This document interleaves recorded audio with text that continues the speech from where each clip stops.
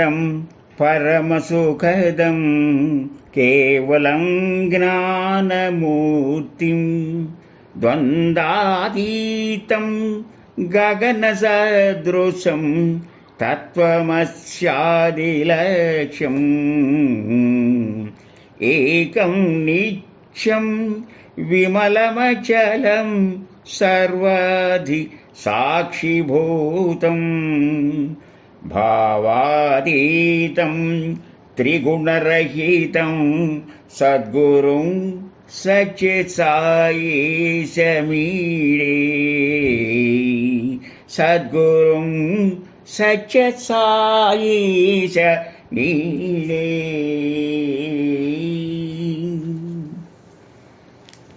భగవంతుడు భావప్రియుడే గాని బాహ్యప్రియుడు కాదన్న వాస్తవం మనకు తెలుస్తుంది. భావన మాత్ర సంతుష్ట హృదయాయ నమః అని చెప్పి మనకి లలితా సహస్రంలో మనం చెప్పుకుంటాం. మనకు కావాల్సింది ఏమిటంటే ఇది పొందాలి, అది చెయ్యాలి, ఇది చెయ్యాలనేటువంటి ఆవేశంతో కూడిన ఆవేదన కన్నా నిర్మల నిశ్చల నిస్వార్థ హృదయం ఉంటే చాలు. ఇదే సర్వవేదసారంగా మనకు తెలుస్తుంది. ఆకలైందనుకోండి, ప్రపంచంలో ఉన్న ధాన్యం అంతా తినక్కల్లా, పట్టిడన్నం చాలు. దప్పికైతే గోదావరి, కృష్ణ, గంగా జలం అంతా అక్కర్లా, ఒక్క గ్లాసు నీళ్లు చాలు. అదేవిధంగా మనం పరమాత్మని సన్నిధి చేరడానికి అనంత ప్రయాసాలకల్లా అనేక తీర్థయాత్రలు చేయటం, ఉపవాసాలు ఉండటం, వ్రతాలు చేయటం, దీక్షలు చేయటం, చేసినటువంటి పారాయణలే పది చేయటం, వీటన్నింటికన్నా మనం ఒక్క విషయం గమనిస్తే కురుక్షేత్ర యుద్ధంలో అర్జునుడు, స్వామి నాది ఏమీ లేదు, అంతా నీకే అర్పితం అనే శరణాగతిని చేసి యుద్ధం చేశాడు. ఆ పరమాత్మకు అర్పితం చేసిన యుద్ధం అది యుద్ధమైన యజ్ఞంగా మారింది. ఇదే మనకి దక్షయజ్ఞంలో దక్ష ప్రజాపతి నాకు ఈశ్వరుడు వద్దు, నా బిడ్డ అయినా సరే దాక్షాయణ వద్దు అన్నాడు. అలా అంటం వల్ల ఏమైంది, ఆయన చేసిన యజ్ఞం యుద్ధంగా మారింది.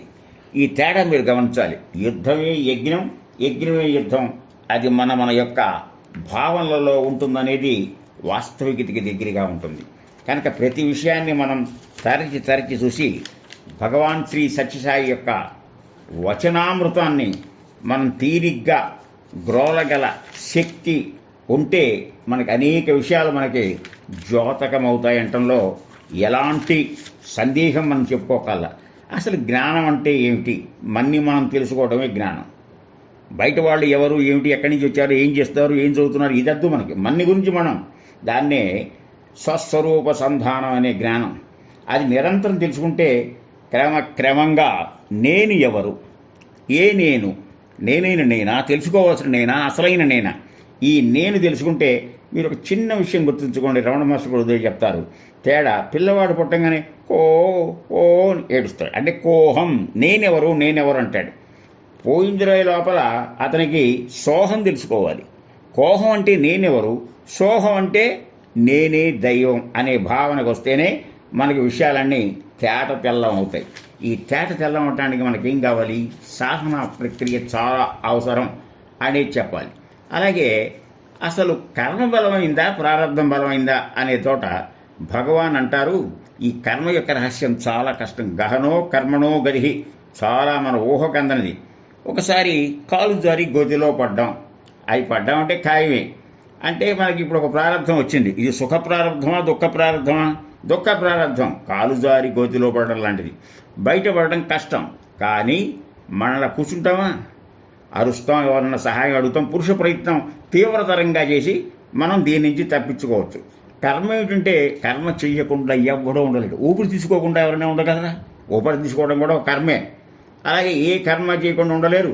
అయితే ప్రకృతిని మనం ఆధారం చేసి పుట్టినప్పుడు సత్వ రజస్ తమో గుణాలు మన వెంట వస్తూనే ఉంటాయి. కనుక దానివల్లే మనకి మరణ సుఖ దుఃఖాలు, తినే తిండిలో తేడా, మాట్లాడే మాటలో తేడా, ఈ తేడా పడాలు వస్తాయి. ఇక ప్రారంధం అంటే ఏంటంటే ఇది ప్రస్తుత జన్మ కూడా. ఈ జన్మ వచ్చిందంటే కారణం ఈ జన్మలో మనం అనుభవించడానికి మనకు ఒక శరీరం అనేది ఏర్పాటు చేశాడు. ఈ శరీరముతో ప్రారంధాన్ని అనుభవించాలి. ప్రారంధం అంటే అది అనుభవంలోకి వస్తుంది ఈ జన్మలో. కనుక ప్రారంధంతో కానీ లేక కర్మ కానీ ఎవ్వడు దాట శక్యము కాదు. ఇది ఇలా ఉండగా ప్రారంధం అనేది ఎలా ఉంటుందంటే 3 విధాలుగా ఉంటుంది. ఇప్పుడు సంచితం, ప్రారంధం, ఆగామి. ఉన్నది కాకుండా తెలుసో తెలియక మళ్ళీ కొన్ని తప్పులు చేస్తూ ఉంటాం. అది భవిష్యత్తులో ఇవాళ వేసుకున్న రూపాయి దాని మెచ్యూరిటీ డేట్కి ఎలా అయితే మళ్ళీ మనకి ఫిక్చర్లో ఇంట్రెస్ట్ వస్తుందో ఇది ఎప్పటికైనా అనుభవించాలి. ఆవశ్యకం అనుభోక్తవ్యం కృతంజన్మ స్వర్మ కర్మ శుభాశుభం నా భుంజితే క్షీయతే కల్ప కోటి శతైరపి, తప్పించుకోలేని కర్మని. అంటే సంచితం అంటే సంచుల నిండా బాగు వేసుకుంటూ వచ్చేది సంచితం అంటారన్నమాట. ఇప్పుడు ఈ ప్రారంధం అనే దాంట్లో కర్మఫలాలు అనుభవ రూపంలో ఉంటాయి. ఇక ఆగామి అంటే మనం దాచుకున్నది రాబోయేదానికి. అంటే మన ఇంట్లో ఒక స్టోర్స్ రూమ్ నిండా పెట్టుకుంటాం సరుకు. ఆ సరుకు ఏంటి ఇవాళ తిన్నాం కదా, క్రమక్రమంగా తింటాం. కనుక ఈ ఆగామి సంచితలు నిర్మూలన చేయాలంటే మొట్టమొదట ఆత్మతత్వాన్ని తెలుసుకోవాలి. దేహమే నేను అనుకోక దేహమే నేననే భావనను విడిచి అనాసక్త అంటే ఏ ఇష్టం లేని అర్థం కాదు ఇక్కడ. అనాసక్తం అంటే నేను చేస్తున్నాను, నా చేత చేయబడుతుంది, ఇది నేను నాది అనే భావనకి స్వస్తి పలకాలి.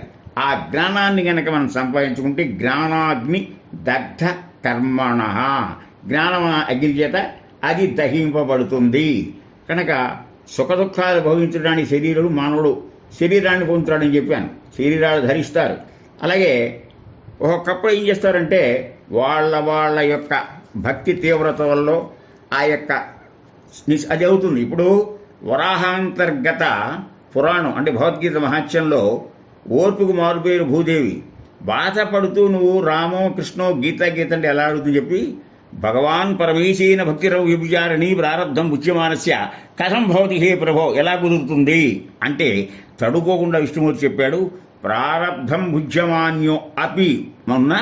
మనం గనక ఆ యొక్క భగవతత్వాన్ని భగవంతుడికి అన్ని సమర్పించి ఆయన్ని తలుచుకుంటే కర్మణ నోపలిప్యతే, మన కర్మ తగ్గుతుంది. మీకు ఇంకా చెప్పాలంటే మనకి కర్మలో ఏదో ఊహించిన విధంగా ఒక వ్యక్తి ఏదో ఒక 4 చక్రాల వాహనం కింద దేని పడి నుజ్జునుజ్జాల్సిన పరిస్థితి ఏర్పడింది. కానీ ఆ భగవంతుని యొక్క కృపచేత అతనికి మేడం ఎట్టు దిగుతుంటే చిన్న ఇదైంది. దానివల్ల ఏమవుతాడు, బెడ్ మీదే ఉంటాడు. 2 వారాలు దానికి హెయిర్ బ్రాండ్ అని ఏదో అంటారు దీన్ని. కనుక ఇవన్నీ ఏంటి, దేహం అనే భావన వదిలి మనం చేస్తున్నాం అనే భావన నుంచి కూడా బయటపడాలి. అలా గనక చేస్తే చాలా ఇదవుతారు. కొంతమంది వాళ్ళ యొక్క భక్తి తత్పరతలో ఆ అవతార పురుషులో అప్పుడు వచ్చిన అవధూతలో వాళ్ళ మీద తీసుకున్న షిరిడీ సాయిబాబా ఒక భక్తునికి వేసం తన మీద తీసుకున్నాడు. అతను రక్షించే నవం మీద అతను బతికాడు.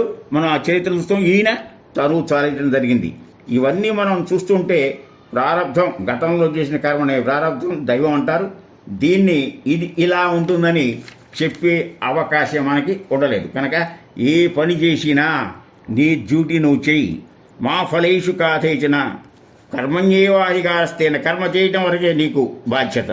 దాని ఫలితం మంచా చెడు అనేది పక్కన పెట్టని చెప్పేదే మన హైందవ సంస్కృతి, హైందవి. అందువల్ల అహంకారాలు మన వెంటనే ఉంటుంటాయి. వాటిని మనం నిర్మూలన చేయాలి. మానవుడు ఎలా ఉండాలనేది కూడా మనకి చక్కటి ఈ జ్ఞానవాహినిలో భగవాన్ తెలియజేశారు. దానికి అనుసంధానంగా మనకు భగవద్గీత కూడా ఉపకరిస్తుంది. యోగస్థం గురు కర్మాణి సంగం త్వక్త్వా ధనంజయ సిద్ధ్యత్ సిద్ధ్యో నమో భూత్వా సిద్ధ్యత్ సిద్ధ్యో సమో భూత్వా సమత్వం యోగముచ్యతే. ప్రతి విషయంలోనూ విజయం ఉంటుంది, వైఫల్యం ఉంటుంది. ఏది ఉన్నా ఇది అయ్యింది అది అవ్వలేదనే భావాన్ని పక్కన పెట్టి కర్తవ్య నిర్వహణలో స్థిరంగా ఉండడమే గొప్ప యోగం అని చెప్పారు. అలాగే కర్మజం బుద్ధియుక్తా హి ఫలం త్వక్త్వా అంటే విడిచిపెట్టడం. మనీషిణ జన్మబంధ విడుర్ముక్తా పదం గచ్చ స్తన్యామయం అంటే సమబుద్ధి కలగాలి.